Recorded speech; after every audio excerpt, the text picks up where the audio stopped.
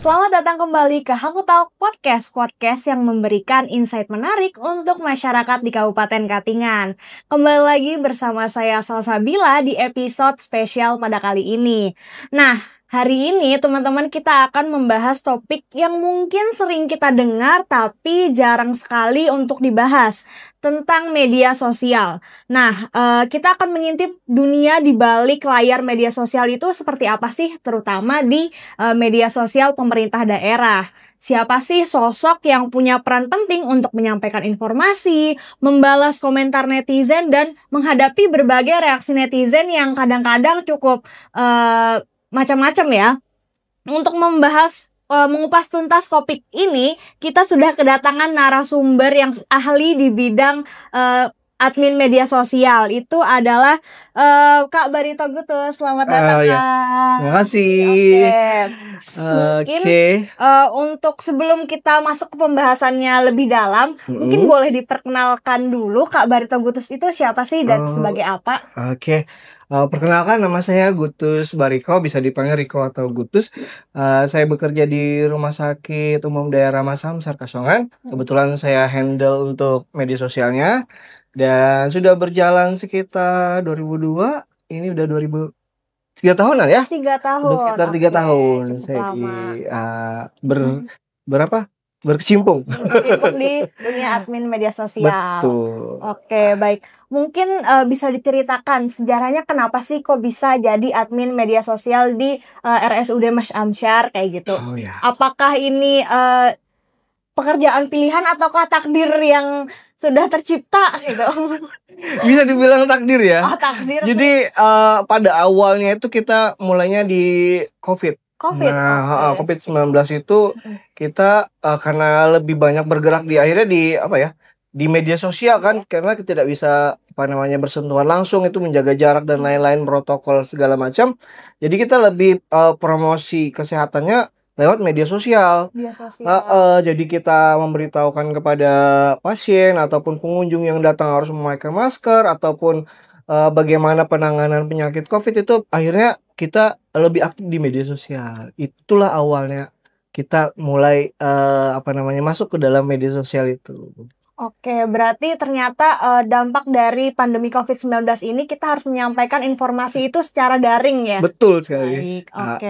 Kemudian kalau tadi saya sempat riset sedikit, lihat sedikit dari Instagram RSUD Mas Amsyar sendiri. Itu kalau saya lihat postingannya rapi, informasinya tersampaikan dengan baik, infografisnya juga menarik seperti itu. Itu sebenarnya ada keterampilan khusus nggak sih untuk mengolah informasi di balik media sosial itu? Wah, betul sekali. Jadi kami atas izin dari direktur dan juga dukungan dari manajemen, kita waktu itu mengikuti yang namanya kompetensi untuk jadi humas rumah sakit. Jadi kita bergabung di namanya sebuah organisasi, yaitu Perhumasri. Jadi Persatuan Humas Rumah Sakit Seluruh Indonesia. Kita jadi salah satunya yang bersertifikat untuk menjadi sosial media admin itu tersebut. Oke, berarti sosial media rumah sakitnya ada perkumpulannya sendiri ya? Untuk humasnya lebih tepatnya, untuk humas rumah sakitnya. Jadi untuk humas itu nanti dia terbagi lagi, jadi ada media sosial administrator, ada macam-macam pokoknya. Saya nggak lupa juga.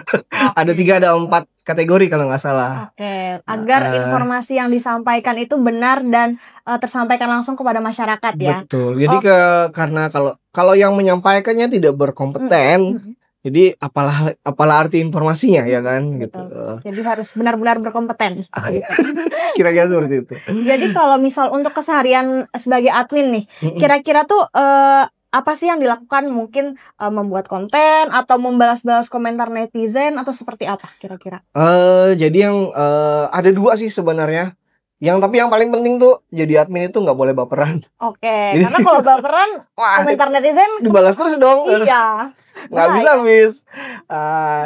Terus yang kedua itu kita punya posting schedule. Jadi kita sudah menyiapkan misalnya apa aja yang mau kita schedule dari, biasa kalau saya nyiapinnya untuk 1 tahun sih langsung. Oke, langsung setahun. Karena kan udah kalau di tiap bulan itu udah pasti bisa bulan Juni adanya hari raya Pancasila, atau Agustus ada 17 Agustus, hari lain.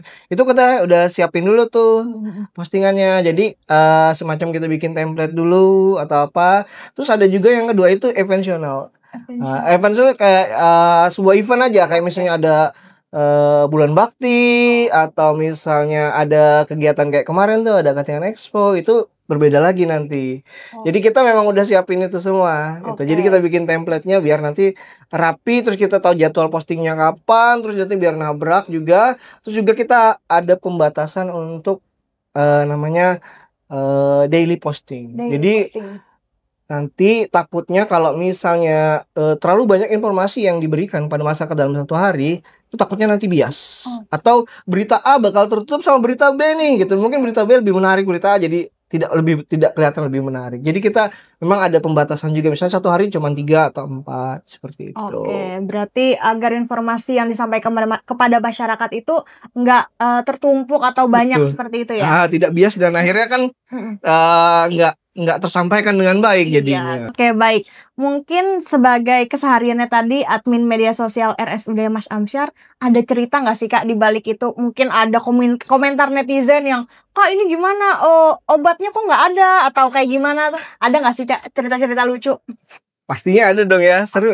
Kalau jadi admin itu pasti seru, pasti biasanya, tapi lebih banyak di belakang layar. Maksudnya mereka lebih banyak nge-DM atau biasa ngasih pesan-pesan lewat belakang di inbox misalnya, seperti itu. Jadi contohnya kayak misalnya ada satu orang netizen gitu kan, dia ngasih komentarnya, bukan komentar sih, kayak akrab banget aja gitu. Min gitu kan.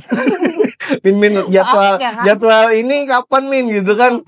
Aduh, jadi kita kan juga menanggapinya harus dengan sabar ya, tetap harus kita tanggapi seperti itu sih.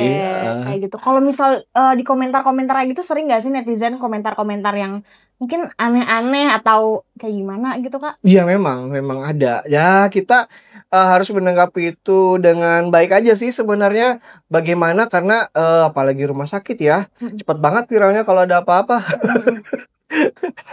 Pelayanan seperti ini, jadi kita harus tetap respon, baik itu negatif maupun positif. Kalau misalnya memang itu negatif, kita harus cari tahu dulu informasinya seperti apa, kita cross check, kita cek kronologisnya seperti apa. Misalnya ada pelayanan di ruangan ini, cleaning service-nya kurang baik. Sorry. Bisa diulang nggak itu? Oke. Jadi misalnya ada ada pelayanan yang kurang baik misalnya di ruangan A, ada cleaning service yang mungkin tidak sopan atau seperti apa, kita langsung cek kronologisnya seperti apa. Kemudian kita cari tahu, terus kita kalau memang kejadian tersebut benar, kita bakal membuat permohonan maaf kepada yang bersangkutan. Berarti kalau misal ada komentar-komentar negatif seperti itu, lebih baik di cross check terlebih dahulu agar informasi yang diberikan tidak salah juga ya Kak? Betul sekali. Baik, mungkin sebagai admin tadi kan Kakak sempat mention kalau informasi yang diberikan tuh mungkin sehari itu bisa 3 atau 4. Pernah nggak sih kayak gitu tuh ada salah upload konten atau salah unggah gitu Kak? Pernah nggak sih? Pernah pastinya pernah sekali ya. Yang namanya kita, apalagi saya cuman di bagian mas, kami cuman bertiga, jadi kadang memang saling kadang juga tidak menghandle cuman satu kerjaan. Misalnya teman yang satu dia lagi off air, atau misalnya ada kerjaan file report gitu kan di lapangan, atau misalnya ada kejadian donor darah, saya yang mengolah bahan, informasi dan foto kadang tidak sama gitu loh, inputnya, dalam artian gini, informasinya misalnya kegiatannya tuh di gedung A gitu, tapi saya salah upload di gedung B. Nah, kalau kayak gitu gimana Kak kira-kira? Biasa kita tarik kembali sih postingan itu, terus kita perbaiki. Yang penting langsung dikoreksi agar informasinya nggak salah ya Kak. Betul. Terus habis itu seberapa penting sih peran media sosial itu untuk membangun branding pemerintah daerah, terutama RSUD Mas Amsyar sendiri? Penting nggak sih Kak untuk di era saat ini? Kalau penting sih ya penting banget. Penting banget karena sekarang udah dunia digital kan, orang dunia maju, dunia media sosial sekarang udah banyak banget, nggak cuma di Facebook, di di X, Twitter ataupun di TikTok. Sekarang kan lebih in di TikTok. Jadi ya peran sosial media untuk membangun branding itu sangat sangat diperlukan sekali. Kita nggak boleh ketinggalan karena dari situ orang lebih tahu bagaimana sih kondisi rumah sakit kita, bagaimana pelayanan rumah sakit kita, bagaimana sih dokter-dokternya melayani, apa aja sih yang sekarang yang terbaru, misalnya pelayanan terupdate dari Rumah Sakit Mas Samsar apa, misalnya sebentar lagi kita akan launching CT scan dan lain-lain seperti itu. Oke, berarti itu memudahkan penyampaian informasi kepada publik tentang ada apa aja sih pelayanan yang kita miliki di RSUD Mas Samsar sendiri. Betul sekali. Mungkin dari kakak sendiri mau menyampaikan pesan-pesan nggak sih ke warga Katingan yang sering mampir di media sosial RSUD Mas Samsar? Ada nggak sih kak? Untuk warga Katingan ya, khususnya ya, yang bermain sosial media, di follow aja ya semua media sosial punya Rumah Sakit Mas Samsar, dari Twitter, ada Instagram, ada Facebook juga, ada TikTok, ada YouTube. Nah, semuanya lengkap ada. Walaupun lebih aktif kita memang di Facebook karena mayoritas masyarakat kita memang lebih aktif ternyata di Facebook ya daripada Instagram. Kayaknya semua teman-teman udah pada tahu itu ya. Lebih baik. Jadi memang kita kadang fokusnya lebih kepada Facebook, terus juga yang agak mungkin yang keduanya kita main di Instagram. Oke, teman-teman jangan lupa di follow ya Instagram dari RSUD Mas Samsar, bahkan Facebook dan media sosial RSUD Mas Samsar lainnya. Dan terakhir nih kak, oke ada yang mau disampaikan? Iya, media sosialnya RSUD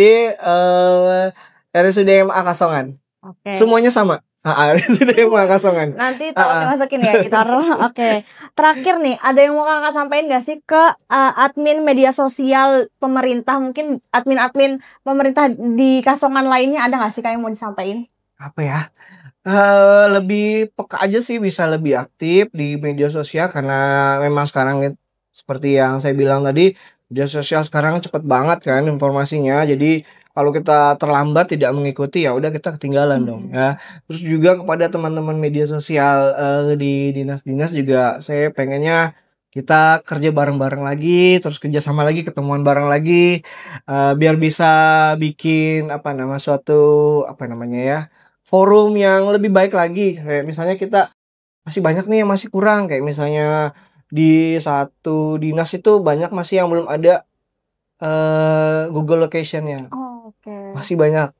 Kayak kantor-kantor kita di sini masih belum banyak tuh Google Location-nya yang bisa kita cari di Gmaps nih. Kantor kok nggak ada gitu. Di mana ya dia? Iya gitu loh, kantor ini. Ternyata yang adanya malah kantornya di kota lain, nggak ada gitu. Itu kan sangat maksudnya itu sangat basic banget gitu loh. Basic banget. Nggak ada gitu ya? Tapi nggak ada.